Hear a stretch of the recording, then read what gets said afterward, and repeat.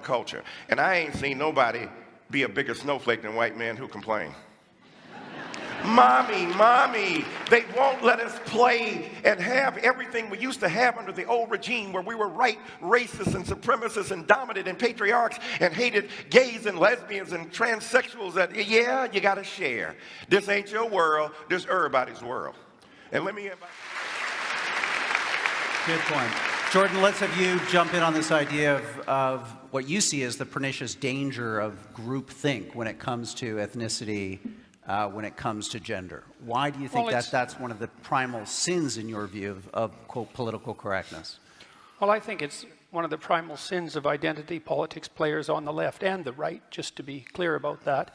Personally, since this has got personal at times, I'm no fan of the identitarian right. I think that anybody who plays a game, a conceptual game where group identity comes first and foremost, risks an exacerbation of tribalism. It doesn't matter whether it's on the left or the right. Allow him to see clearly the issues that are before us. But that is to be complicit in the very problem itself terminologically. You're beginning at a point that's already productive and controversial. You're saying, how can he get his equality back? Who are you talking about? Jordan Peterson, trending #1 on Twitter? Jordan Peterson, with an international bestseller? I want him to tweet something out about me in my book. Jordan Peterson, right? This is what I'm saying to you. Why the rage, bruh? You're doing well, but you're a mean, mad white man. And you're going to get us right. And I have never seen so much wine and snowflaking. There's enough wine in here to start a vineyard. And with regards to my privilege or lack thereof, I mean, I'm not making the case that I haven't had advantages in my life and disadvantages in my life like most people. You don't know anything about my background or where I came from, and it doesn't matter to you because fundamentally I'm a mean white man. That's a hell of a thing to say in a debate.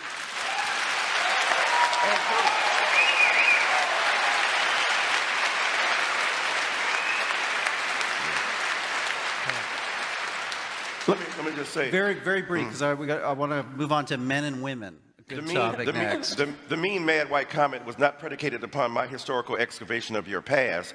It's based upon the evident vitriol with which you speak and the denial of a sense of equanimity among combatants in an argument. So I'm saying again, you're a mean, mad white man, and the viciousness is evident. Okay.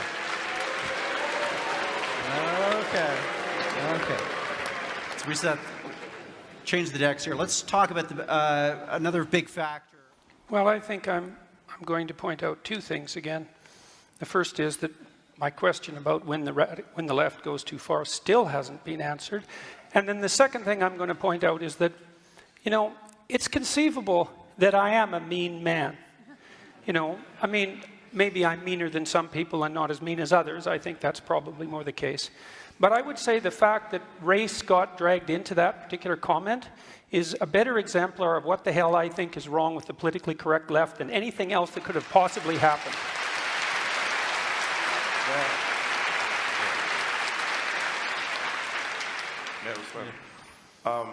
Imagine the hurt, the anxiety, the insult that you might genuinely feel, according to what I felt was an appropriate comment of description at the moment of its expression. But imagine now those hurt feelings and not hurt. Okay, you feel great. You feel great about it. That's really different. I'm not a victim. I'm not hurt. I'm appalled. You're not hurt. Okay, you wouldn't be a victim. So what's interesting is that whatever non-traditional feelings of empathy you endure at this particular point, the point is, imagine then the horrors that so many others have had to put up with for so long when they are refused to acknowledge their humanity. Now, I take your point seriously. So your group of let me finish. Let me finish, though. Let me finish. To me. Let me finish, sir. That figures. You're not my inquisitioner, okay?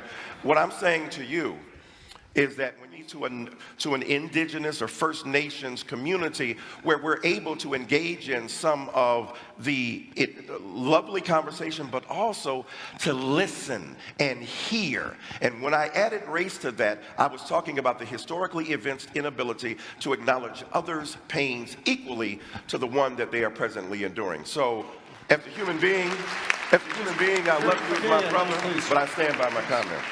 Well, I've seen the sorts of things that you're talking about. I happen to be an honorary member of an indigenous family, so don't tell me about what I should go see with regards to oppression. You don't know anything about me. You asked me a question, I gave you a response. Yeah. You gave me a generic response, a It's not generic race-based towards response. you. Jordan Peterson, I would like for you to come with me, Michael Eric Dyson, to a Black Baptist church. You been to one of those? I would be happy to do that, by the way. Okay, all right, I'm gonna hook you up. Okay, All right. good. We'll make sure that happens. One more quick round, and then we're going to go to closing statements. And Stephen Fry, I want to get your response. Why won't this be, in a sense, looked back upon as something positive a generation from now? I think people will look back on this debate and wonder why political correctness wasn't discussed. It's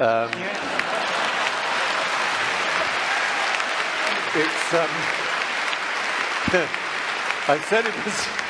Century, and to define how you think standard left-wing thinking, which has a valuable place, goes too far, since it obviously does. Has the right gone too far? Has the right gone too far? Of course the right How? has gone Tell too us far. how. Well, how about Auschwitz? I mean, Well, what I was else? talking about 20th Is that the century right? politics. What else? What more recently, what has gone wrong with the right? It's threatening to go too far in identitarian Europe, that's for sure. It's gone too far in Charlottesville. It went too far in Norway. Like, how long a list do you want? And why am I required to produce that? To show you that I don't like the identitarian us, right? I just thought I'd ask you. I was actually asking you a question.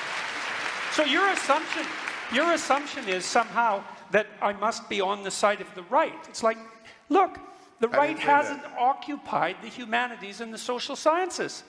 It's as simple as that for me. If they had, I'd be objecting to them. Say that again, I didn't hear that. The right has not occupied the social sciences and the humanities. And the left clearly has. The statistical evidence for that is overwhelming. Sir, what about IQ testing in terms of genetic inheritance? But there's no way I'm going to agree that political correctness is the way to address any of that. And there's plenty of evidence to the contrary, some of which I would say was displayed quite clearly tonight.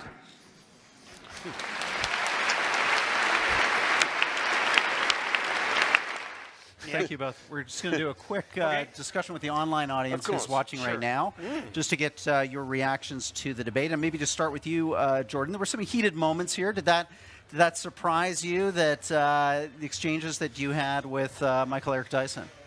Well, I wouldn't say it surprised me. Well, I suppose it probably did. It just didn't seem like a very good tactical move. You know, and I stand by what I said. I don't see any reason at all that my racial identity needed to be dragged into the discussion, independent of my personality proclivity. And what I tried to, in terms of giving a brief genealogy, we didn't have political correctness as long as white, straight men were in charge.